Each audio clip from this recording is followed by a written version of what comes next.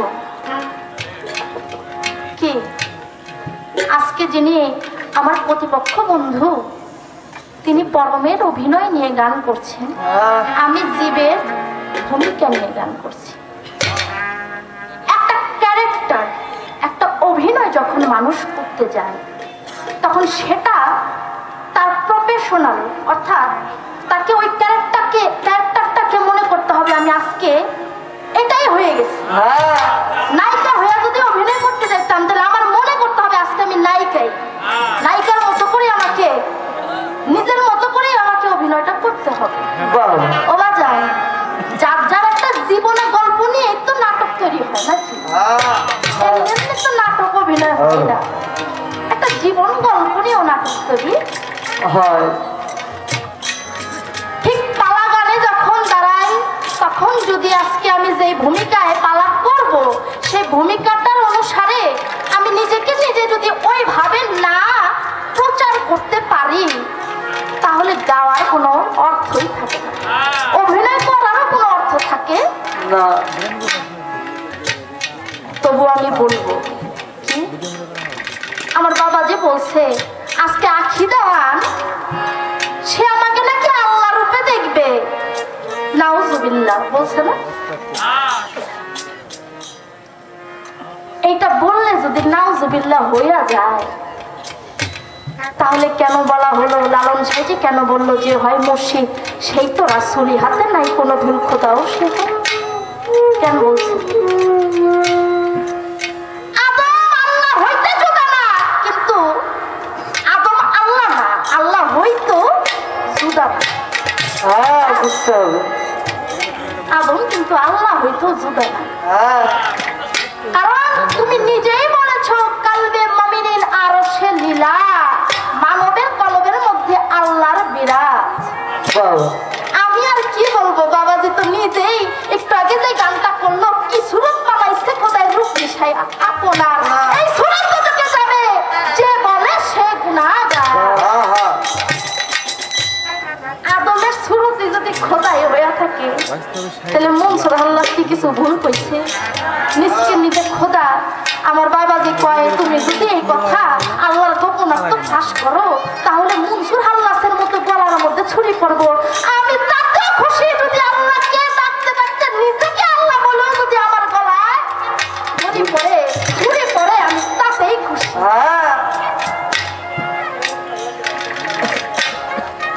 একটা পানালায় পান নিয়ে গেলে হাইটটা মানুষ কয় না, এটা পানালা খারাও ওটা পান দিয়া যাও। একটা কলা ওলায় কলা লইয়া যাইতে লইলে কয় কলাওয়ালা ওটা কলা দিয়া যাও। একটা মানুষ যখন আল্লাহ প্রদত্ত হয়ে যায়, আল্লাহর জাতের সাথে মিশে যায়, তখন ওই মানুষ থাকে না, সেও আল্লাহ ওলাই হয়ে যায়। কথা ঠিক আছে কিনা? তাইলে আমার এখানে কিন্তু কোনো ভুল নেই, এই আপনার একটা কথার আমি মীমাংসা দিলাম। এবার আসি, আপনি বলেছেন আল্লাহকে অনুভব করো, আল্লাহকে দেখার চেষ্টা করো না, বুঝছে না? বলছি কিনা? যদি এটাই সত্যি হয়ে থাকে, আল্লাহকে অনুভব করব, দেখার কোনো ক্ষমতা থাকবে না আমাদের, তাহলে তুমি কেন বলছো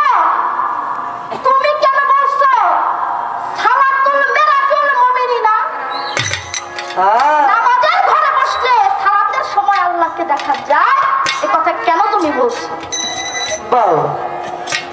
ব্রাহ্মণবাড়িয়া দৃষ্টিকে একটা কথা কয়, কি শুনবে?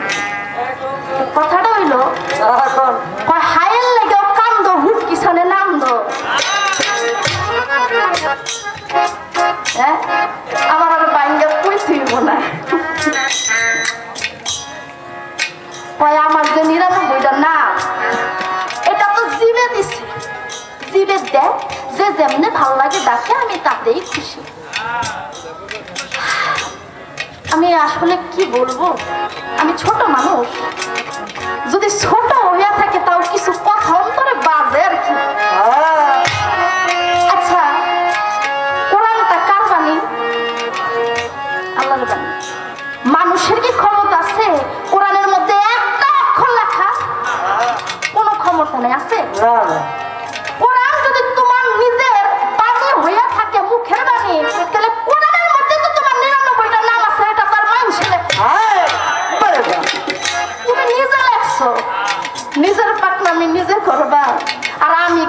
হইলি দোষ বুঝ পাইছো কি খুব বুঝ পাইয়া লইছ হ্যাঁ আমি পাপ করলেও দোষ ন্যাক করলেও ওইটার মধ্যে কম হয়েছে বালা করে ডাক্তারে নাই মানে কত কিছু হিসাবের বাইরে এবাদত এক জিনিস প্রেম হচ্ছে আরেক জিনিস আচ্ছা প্রেম কি আর ইবাদত কি প্রেম কি ইবাদত ছাড়া হয় যদি প্রেম ইবাদত ছাড়া হয় তাহলে আমার রাসূল করিম সাল্লাল্লাহু আলাইহি ওয়াসাল্লাম তিনি 15 বছর হেরা গুহার মধ্যে সাধনা করতেন এটা ছিল প্রেমের সাধনা এটা কোনো নরমাল বিষয় না ওইটাও ইবাদত ওটা প্রেমের ইবাদত প্রেমের কারণে তিনি 15 বছর হেরা গুহার মধ্যে সাধনাটা করেছে আমার বাগান একটা কথা কইছে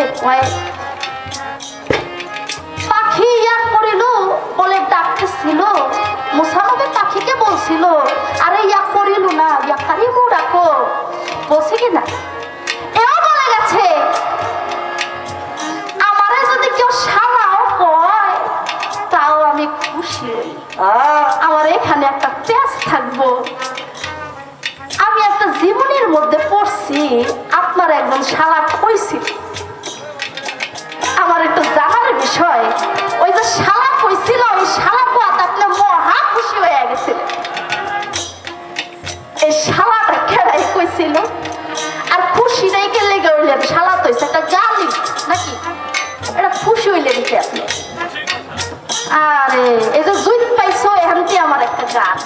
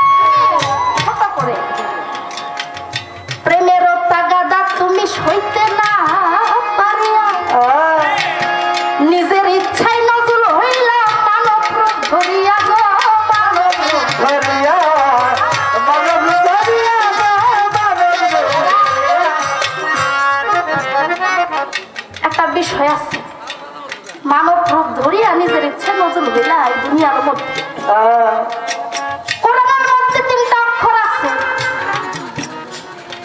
এই 3টা অক্ষরকে একত্রিত করলে একটা অক্ষরে পরিণত হয় এই একটা অক্ষরের মধ্যে একটা হরফের মধ্যে এই হরফের মধ্যে তুমি ভর কইরা মানব রূপ সুরত ধইরা মানবের যে সুরত আছে এই সুরতটা ধইরা এই দুনিয়ার মধ্যে আসছো আমার একটু জানার বিষয় কোরআনের এই 3টা হরফ কি এই 3টা হরফকে একত্র করে একটা হরফ সেটা কি আর মানব রূপ ধরে যে তুমি এই দুনিয়ার মধ্যে আসলা সেই মানব কোন মানব আর রূপ ধরে তুমি আইলা প্রেমের তাগাদা তুমি সইতে না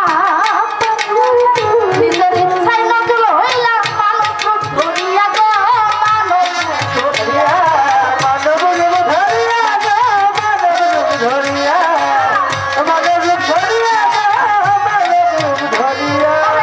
বোধহয় তোমার ইচ্ছা ছিল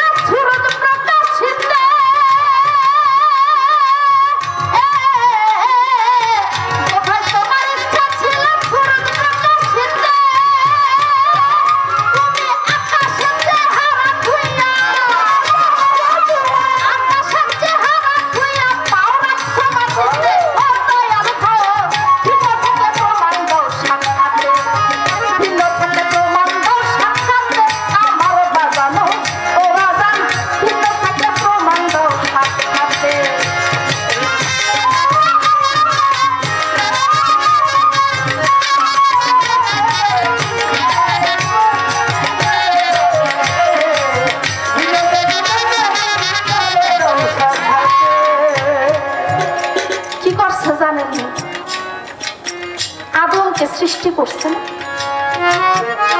আচ্ছা, আদম যে তুমি সৃষ্টি করলা একটা জান্নাতের মধ্যে রাখলা, আদম জান্নাতের মধ্যে একটা কিছু খায় না, ঘুমায় না, কোনো কিছু করে না, নিজেকে নিজে একটা মনে করে। তুমি নারী রূপ ধারণ করে আদমের সামনে এসে বসছ।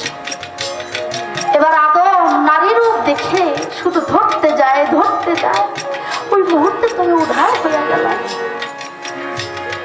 ও বড়, একটা নারীকে সৃষ্টি করে আদমের সাথে তুমি বসায়া দিলা হাওয়া রূপে, ওই জান্নাত। এবার জান্নাতের মধ্যে আদম হাওয়াকে সৃষ্টি করে তার সাথে সাথে সৃষ্টি করলে একটা গন্ধম গাছ, করছে না? আচ্ছা, আদমরে তো জান্নাতেই রাখতে পারতাম, দুনিয়াতে পাঠানোর কোনো দরকার ছিল না, ছিল? তাহলে তুমি দুনিয়াতে আদমরে কে লিগে পাঠাইলা? সব মজা তুমি একাই লুটবা। হ্যাঁ,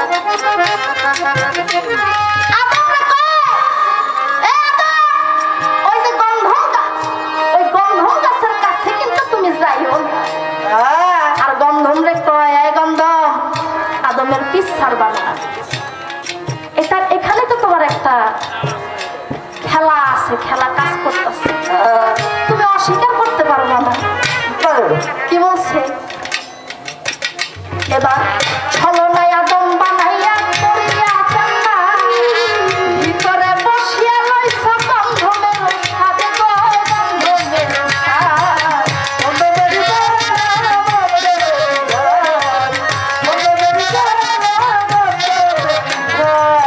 ছলনায় আদম বানাইয়া করিয়া জান্নাত, ভিতরে বসিয়া লইছ গন্ধমের সাথে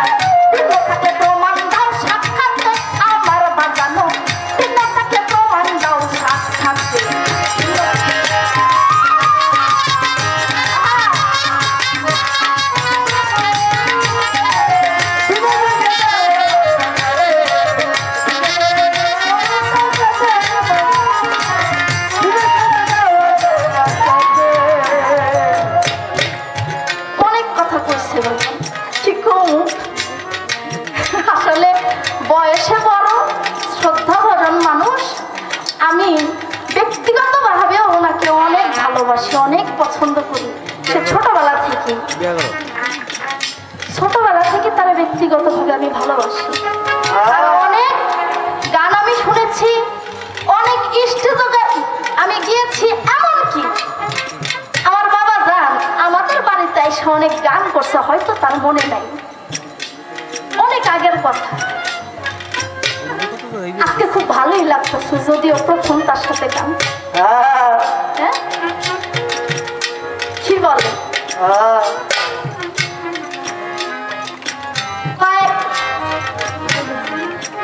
আদম বানাইছি, মানে আদমরে বানাইছে আল্লাহর কাজকর্ম করার জন্য, আল্লাহর ইবাদত করার জন্য। কিছু কিছু কথা বলে গেছে ওহাবি, যাই হোক ওইদিকে আমি যাব না। আসলে বাজান এরকম কোনো বিষয় না। ওরে ভিন্ন থাকলে প্রমাণ দাও, সাক্ষাৎ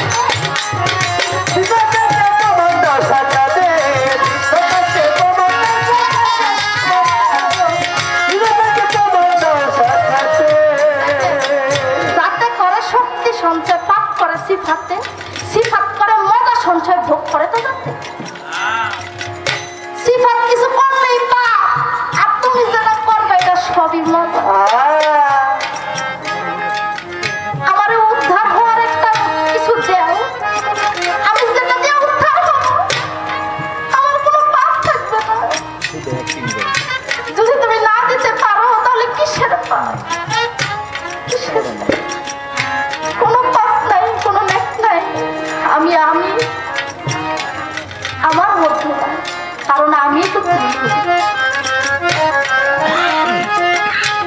না।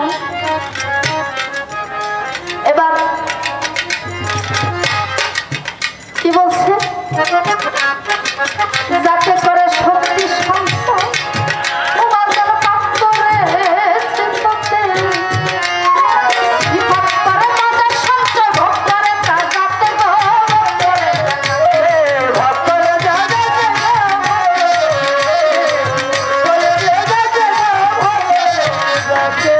যাতে করে শক্তি সঞ্চয় পাপ করে সিফাতে করে মাঝে সঞ্চয় ভোগ করে তা যাতে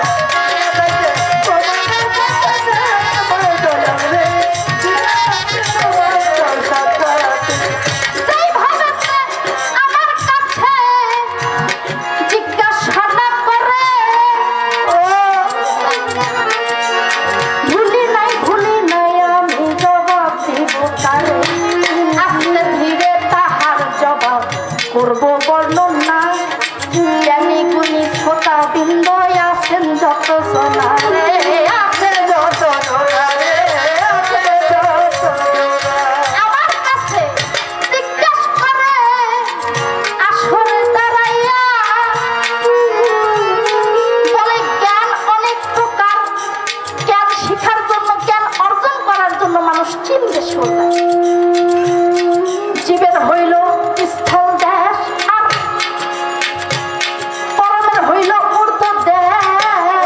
ভাই সেই কথা আমার কাছে একটু জানিবার চাই, তুমি কি ঊর্ধ্ব দেশে গেছো, ওই চীন দেশে গেছো? আমি আপনাকে কি বলবো বাজার, আমি বড় ভাগ্য।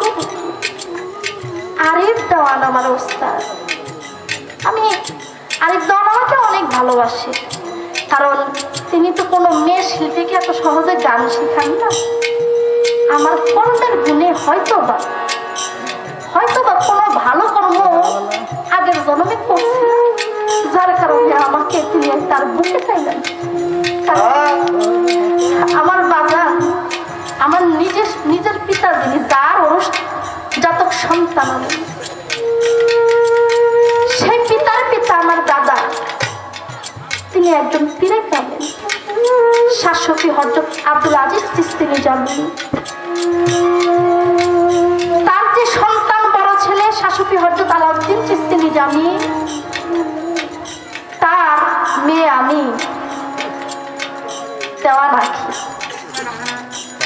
আমি একজন পীর কুলে জন্ম নিয়ে আমি আরিফ দন সাহেব আমার বাবার খুব কাছের বন্ধু ছিল। আমার বাবার খুব কাছের বন্ধু ছিল। তো আমি খুব ছোট থাকতে আমার বাবার খুব ইচ্ছা ছিল আমাকে গান শেখানো।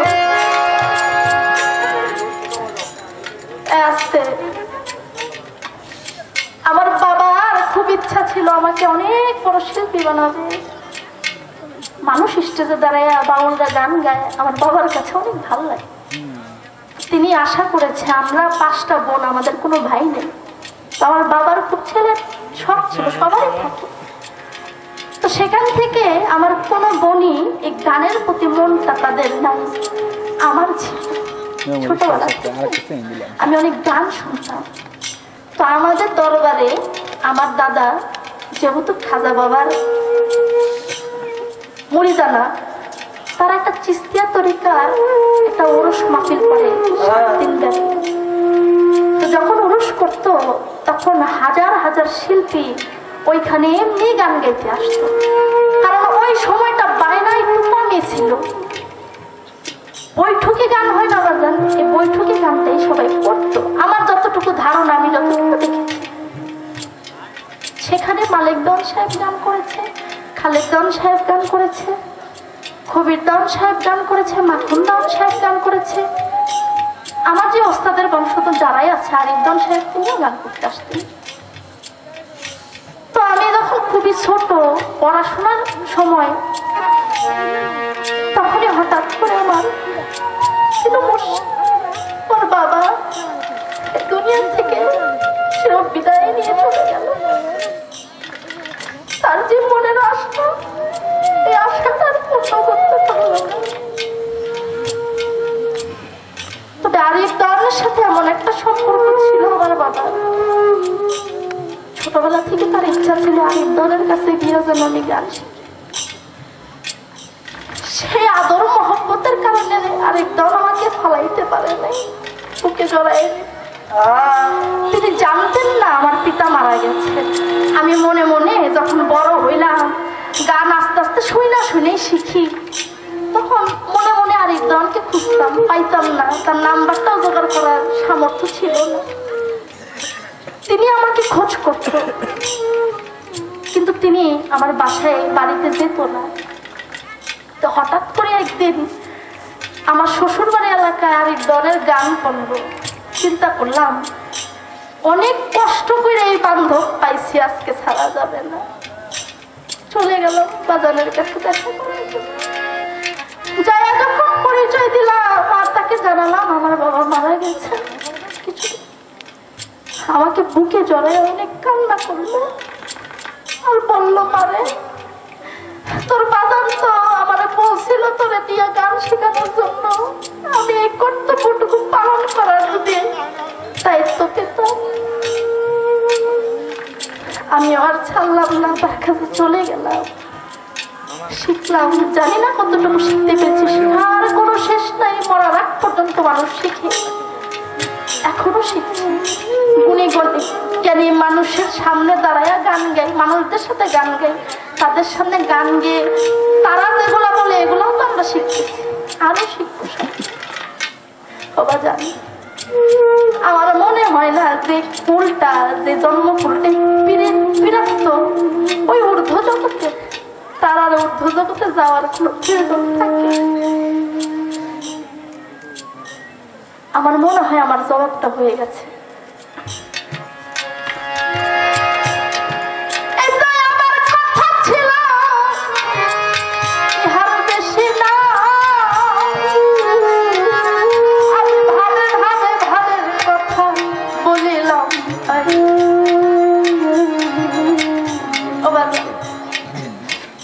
আজকে পরমের ভূমিকায় গান গাইতেছেন, তাই আমাকে পরম ভাইবা এই গানটা করতে হবে।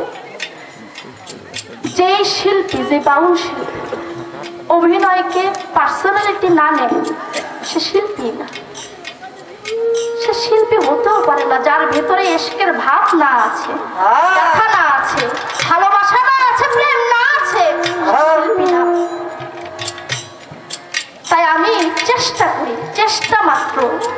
আমার বাবার তো অনেক ইচ্ছা ছিল বাবার মুখ উজ্জ্বল করার জন্য। আমার মুখ না, আমি কি আজকে আছি কালকে নেই, কিন্তু আমাকে যদি কেউ দেখে, আমাকে যদি কেউ দেখে সর্বপ্রথম তো বলবে নাকি অমুকের মেয়েটা, বাবার নামটা লইয়ে কিন্তু কথাটা কই। বাবার মুখটা উজ্জ্বল করার জন্য গান গাই, যতটুকু গাই এটা আপনাদের কৃপা। আজকে আমি এই জন্যই বলবো, শিল্পী হয়ে আমি যদি শিল্পীদের মধ্যে বাউল গানটাই এমন একটা বিষয়, ভাব ভাব বিচ্ছেদ সবকিছু মিলিয়ে এটার মধ্যে ডুব দিয়া যদি আমি গান না গাইতে পারি তাহলে আমি শিল্পীর কাতারে পড়ি না। তাই আমি চেষ্টা করি ওইভাবেই গান করার জন্য। তাই আজকে জীব পরম্পরা বাজান, এই জীবের ভিতরে যে কত পাপ তুমি দিয়ে দিয়েছ, কত ধরনের পাপ দিয়েছ সেটা বিশাল। কারণ মাটিতে পাড়া দিলেও পাপ হয় নাকি, খাইতে গেলেও পাপ হয়, কিছু শুইতে গেলেও পাপ হয়, সবকিছুতে পাপ দিছো খোদা।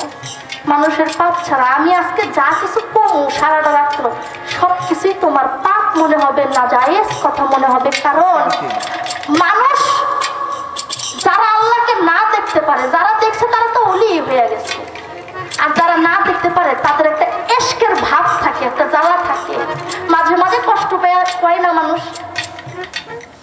দূর আল্লাহ কি আমার দেখে না, চোখে আমার কি নিয়ে যেতে পারে না, বলে না আল্লাহ তুই কি আমার চোখে দেখোস না বলে, কিন্তু এটা কি ইশকের থেকে একটা ভাব।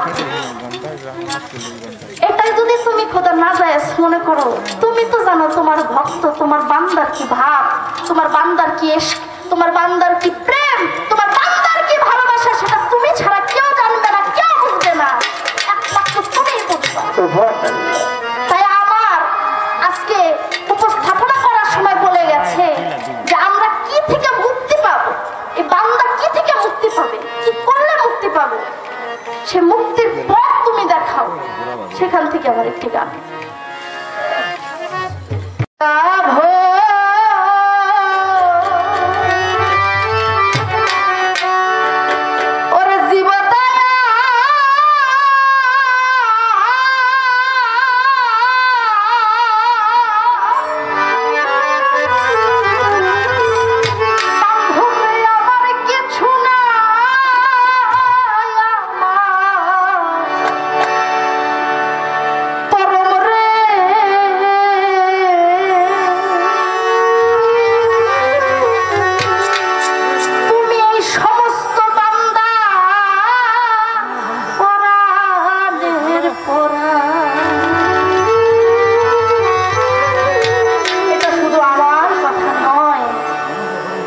যারা বসে আছে সবাই বান্দা।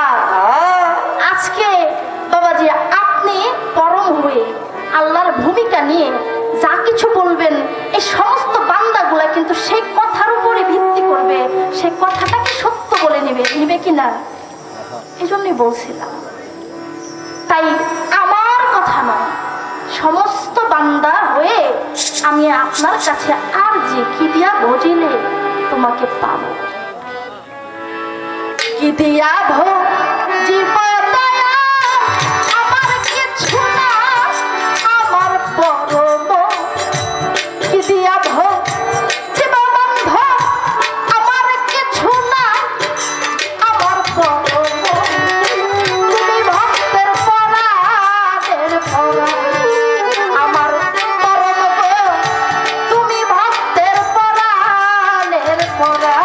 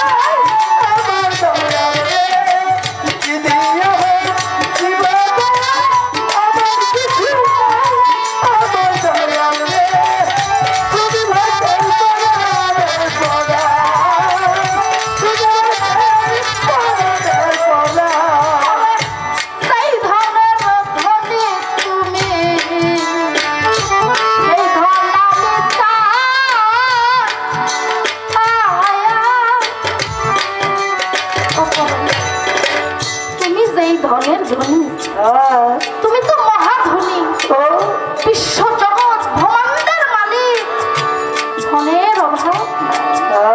তুমি যে এই ধনের ধনী দয়াল, আমি তো সেই ধনের ধন চাই।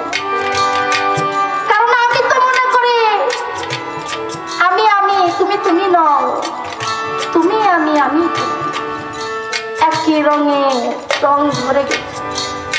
আমি তো তোমাকে ভিন্ন মনে করি না। তা তুমি যে ধনের ধনী, সেই ধন আমাকে দাও। কারণ এই দুনিয়ার টাকা পয়সা বাড়ি গাড়ি আমার কোনো কিছু দরকার নাই। আমি শুধু তোমাকে চাই, তুমি আমার কাছে সেই ধন আমাকে ফিরিয়ে দাও। আর সেই ধন পাওয়ার জন্য এই মুক্তির বাণী আমি রেখে যাচ্ছি। কিভাবে আমি মুক্তি পাবো, মুক্তিটা কি করে হবে, কিভাবে আমি সেই ধনের ধন পাবো।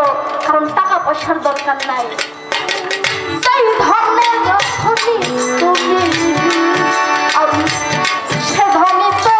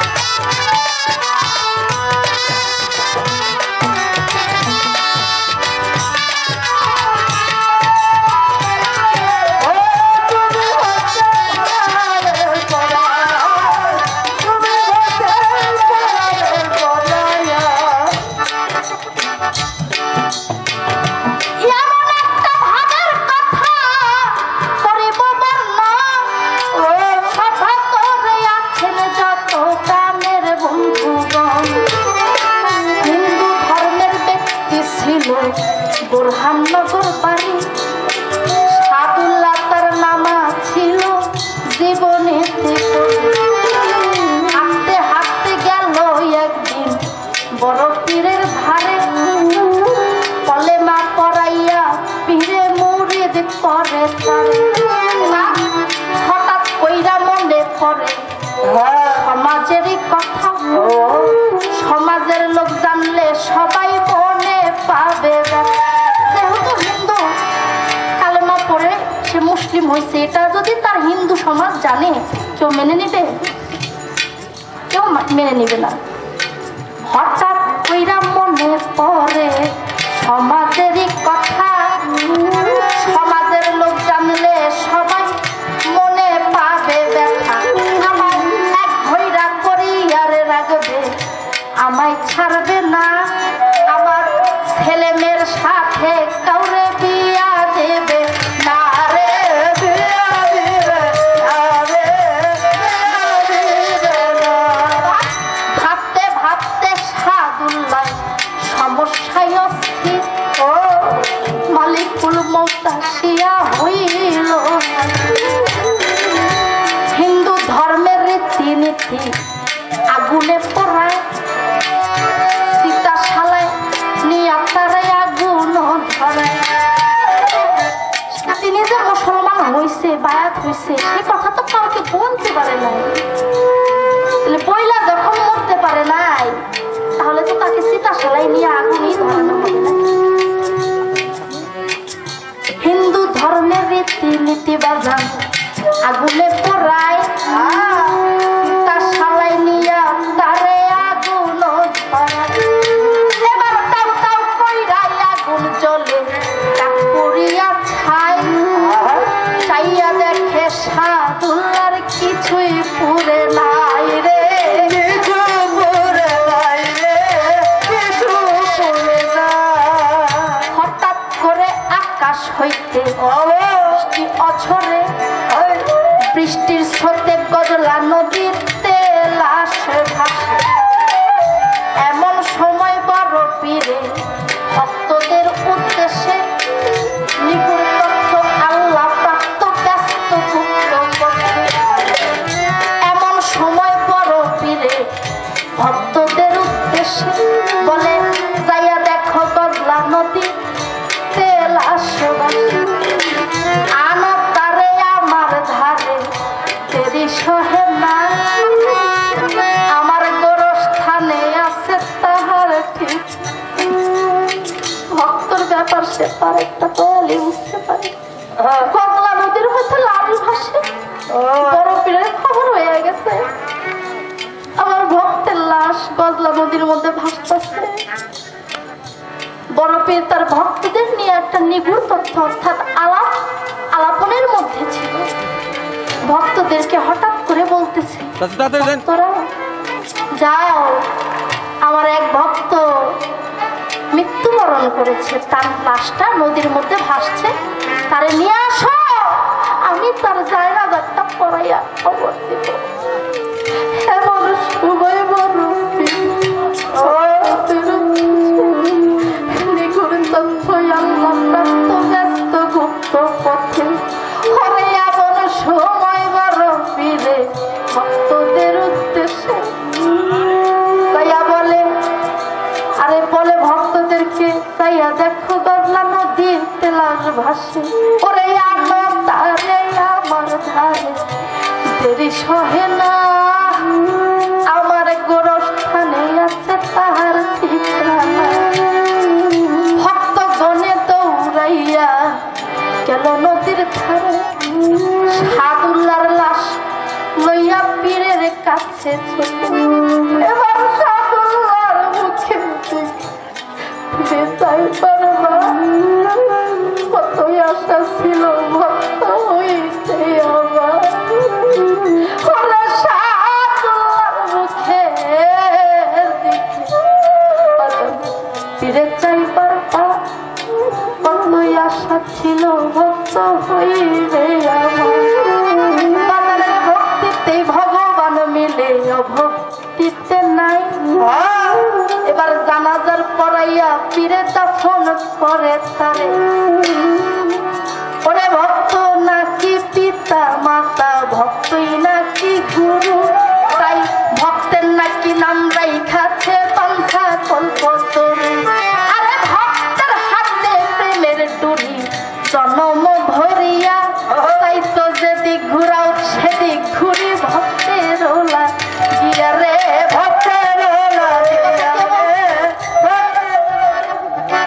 পরপীর বলছে ভক্তদের উদ্দেশ্যে, ভক্তরা রে তোরা বুঝলি না ভক্তদের কি দেবে? আমি তো পীর, আমি তো একজন আল্লাহর ওলি, তাই তোদেরকে আমার বুকের মধ্যে রাইখা যে শান্তি পাই, এই দুনিয়ার কোনো কর্মকাণ্ডে আমি তো শান্তি পাই না। সাদুল্লাহর লাশটা সে আমার কাছে অতি গোপনে মুসলমান হয়েছিল, কলেমা পড়ে। ওরে ভক্তরা তোরা জানোস না, তোরাই আমার পিতা মাতা, তোরাই আমার গুরু, তাই তোদের আমি নাম রাইখাছি পান্থা কল্পতরু। আরে ভক্ত তোদের হাতে প্রেমের ঘুরি জনম ভরিয়া, আমারে যেদিক ঘুরা সেদিক ঘুরি তোদেরই লাগিয়া রে, তোদের লাগিয়া রে, তোদের লাগিয়া। যদি এমনটাই হয়ে থাকে তাহলে কোনো পাপ নাই, সব মিথ্যা, কোনো বিশ্বাস করার কিচ্ছু নাই, কোনো পাপ নাই, সবকিছু তুমি করো। তুমি মানুষের মধ্যে যদি বিরাজ করে থাকো, কারণ তুমি তো দান করেছো, এই সুরত তোকে যাবে যে বলে সে গুনাহগার, কি সুরত বানাইছে খোদা রূপ বিষয় আপনার। যদি এইটাই হয়ে থাকে তাহলে কোনো পাপ বিশ্বাস করেন নিবে যাবে, কারণ তুমি তো মানুষের ভিতরে থাকো। আমি বলি তোমার ধারে, আমি যা করি তুমি তাই করো। এবার বলতেছি তোমার, আমি যত কর্মকাণ্ড করি এগুলো আমার না, তুমি করো, এটা তুমি মানো কিনা? ও পরম, এটা তুমি মানো কিনা সেটা আমাকে একটু বলবা। যদি তুমি অস্বীকার করো এই বিষয়টা, তাহলে আমি মানবো না, আমি এই কথা মানতে রাজিও না। কারণ তোমার কোরআন শক্তি ছিল, কোরআন শক্তি থাকবে, কোরআন শক্তি আছে। কোরআন কখনো মিথ্যা বলতে পারে না। কি দিয়া ভক্ত